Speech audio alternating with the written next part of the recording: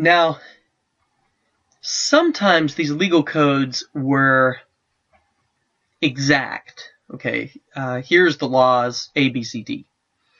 A lot of times, though, they were derived from an interpretation of the mythology, or they were interpreted through a certain understanding of mythological stories. And if the stories were divinely inspired, in other words, if these were stories of our heroes and our founders and our gods, then by extension,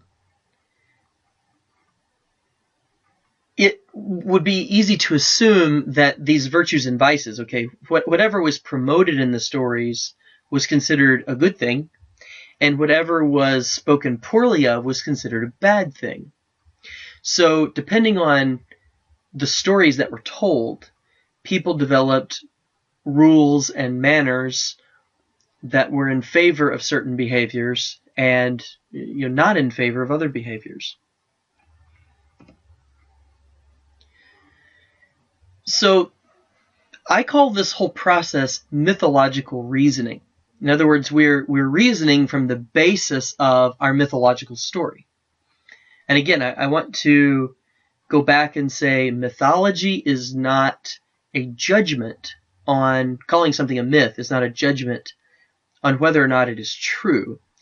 Mythology is a way of talking about religious literature. Okay, so for something to be a myth, it has there's a claim that it is of divine purpose. So mythological reasoning is not a systematic science of argumentation and experiment. In other words, if somebody says to you, this is the rule, or these are the rules because God said so, you can't say, well, let's test out these rules and see if we like them. And if they work for us, we'll keep them. If they don't work for us, then I guess God was wrong about that. That's not going to fly. When somebody makes the claim that something is of divine origin, we pretty much have to accept or reject that claim. We're not going to be able to test that claim unless, of course, we can repeatedly talk to God. And so it's not a matter of people saying, oh, I think this would be a fair rule, and we try it out for a while, and if we like it, we keep it. If we don't, we tweak it or get rid of it and then try again. It's not that way of thinking. Okay, it's very simple. It's God or the stories of our people say, this is good, then we do that, and this is bad, so we don't do that. There's no idea that humans are supposed to sit around and reason through and figure out answers by themselves. Okay, for divine answers, and this gets even to the next two parts, the assumption is that the gods, they may be cruel and mean. Several times in Greek mythology and Norse mythology and Egyptian mythology, the gods don't act kindly. They don't always act out of justice. They're very much like people. They can be angry, they can be malicious, they can also be nice, they can be favorable, they can be just about any emotion we have. They're what we call anthropomorphic, which means that the gods are presented like people, very, very powerful people with more knowledge than regular people, but basically they're very people-like. They're viewed in the image of people. What sets them apart is that they are in charge, right? They are more powerful and they are more knowing, and therefore they should be listened to, not because they're good and just and all wonderful and all these things, but because they're just the biggest and baddest that there are. So if humans have big questions, if humans have questions that they can't figure out in this mythological reasoning, you don't sit around and debate and exchange and experiment and try to get to the answers. What you do is you ask the gods, right? Or you read your mythology and you try to figure out what the gods think about something.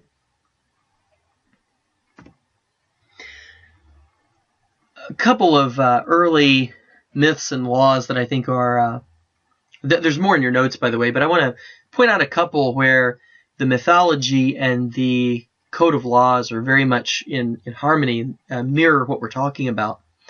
And these are important civilizations, okay, because they're around Greece and the Mediterranean area where we're going to be looking at the beginnings of philosophy. Certainly Egypt had this kind of mythology, but Sumer in Babylon had this mythological system. And one of the best examples of Sumerian or Babylonian mythology is the Epic of Gilgamesh, where the king of Ur, I believe it was Ur, may have been Uruk. It's one of the two cities, one of the two Fertile Crescent cities besides Babylon that had an empire. But it became a Babylonian myth. Gilgamesh sets out to ask the gods, the meaning of life, or the greatest thing in human life. He actually, after many adventures and trials, he actually fails in his quest. Gilgamesh does not ultimately. He's set a trial by the gods. If you really want to know the answer, then you have to stay awake for 3 days and 3 nights. And he almost makes it. He just falls asleep near the end, which is symbolic also. But ultimately, the gods refuse to answer his question. But what he finds out, or what he determines through all of this, is that the greatness of the limited life of humans is to do great things and sort of live a worthy life and be lauded and applauded. And that the gods are not ultimately going to grant him this answer. There's a lot more to the Epic of Gilgamesh, and I hope at some point in your education you get to read it. But point being, there's a definite relationship, there's a quest, there's a mythological significance, right? The story is told as a true story of the interaction between a great man of this culture and the deities. But also we have, more importantly, the Code of Hammurabi, which is an ancient code of law in Babylon. And it was part of this civilization. We actually still have several styluses that have the Code of Hammurabi, particularly the one that is pictured here. And it is, you can barely see it in the picture, but it's inscribed with all the laws coming down from that picture. Now, the important thing I want you to know about the Code of Hammurabi is that while it was a legal code completely, right, it governed penalties for this and fair contracts and these sorts of things.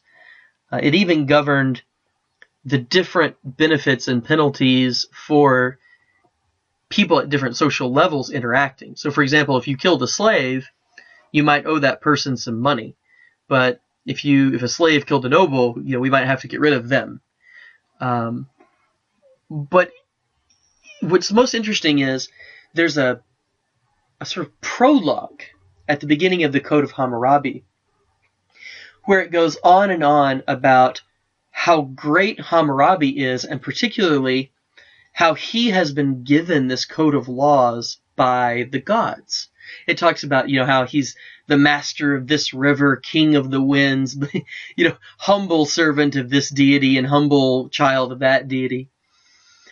And so the idea is that the Code of Hammurabi wasn't a question of Hammurabi sitting around with his advisors and saying, what should the laws be? And they kind of figure it out and debate. The claim is that Hammurabi, being this representative of the gods on earth, has the absolute right, and indeed we should be happy that he has chosen to give us these holy and divine laws. So the Code of Hammurabi is thought to be, within its civilization, was thought to be of somewhat divine origin, right? Hammurabi, the king, is the mouthpiece of the gods. Another excellent example, and I hope this doesn't ruffle anyone's feathers, it's not intended to, but the first 5 books of the Bible, whether that's the Hebrew Bible or the Christian Bible, it's the same in this case. The Pentateuch, which would be Genesis, Exodus, Numbers, Deuteronomy, and Leviticus, are a great example of an ancient Near Eastern combination mythology legal code. You have some very mythological elements, some story form norms and explanations of who the people are. Right? The people are the people of Abraham that had the covenant with God. They're the people that are later freed from slavery in Egypt through the Exodus. Here we see the Red Sea being parted by God for the people to walk through. They're the people who God has made his deal with, who he has given Israel to, the land of Israel. And they are held together by their common God, by their common faith. Now, in the same sets of books, especially in Deuteronomy and Leviticus, within what we call the Torah, or is the Torah, the Torah are the laws. The Torah means the law. Now, technically, the Torah is all of the laws and interpretive stories that go along with it. So the mythology participates, if you will, in the Torah. But in a more specific meaning, Torah, or the law, means those legal precedents or those laws that are given in those books. So especially, I say, like Deuteronomy, it tends to be civil and moral laws, and Leviticus are the laws that govern worship, proper worship in the temple. So you actually have laws not only for behavior in the city, but you have laws about how the people should worship their God. And again, the laws are not of human origin. The laws are given to people, especially to Moses. They often call it the Mosaic Law. The laws are given to Moses and then handed over to the priests for interpretation and implementation. So how do we get from this mythological age to philosophy? And philosophy, of course, is where we begin to critically think, reaching our determinations of what the world is like through critical thought, investigation, and experimentation, and reasoned argument. The roots of philosophy are all over. Even in these mythological systems, there are philosophical questions being posed. Right? There are people asking, why? Why not? How is it done this way? Should we be more like this character or more like that character?